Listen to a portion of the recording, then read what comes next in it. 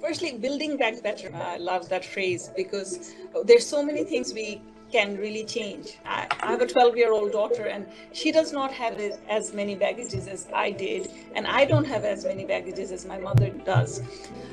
For the post-COVID world, for it to change, there's three things that needs to happen from my perspective. There is the disparity between women and men. A lot of it generates from the bias that we have on what we think are the role of nurturer and whatever that term entails, and provider. Society as a whole has appreciated the role of providers much more than the role of a nurturer. And this has gone all throughout. It has permeated on every level of society. Small things, we want our children to become doctors, not nurses. The role of the nurturer is equally important, that the most change will happen.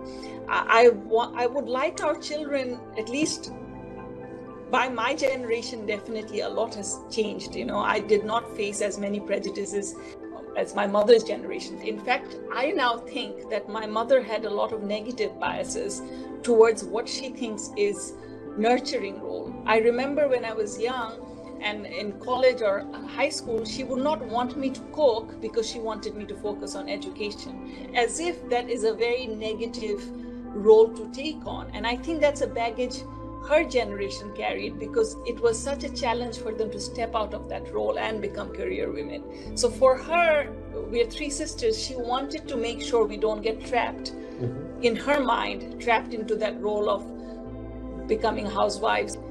Second is law. It's not just equal provision that we require in law. We require law to provide for justice.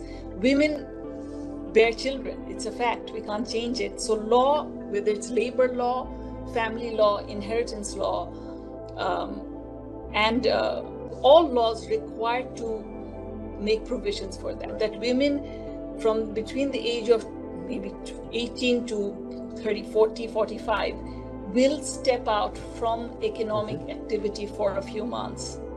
And society and law needs to provide for that, so that she's not only not affected, she's not negatively affected, she's not penalized.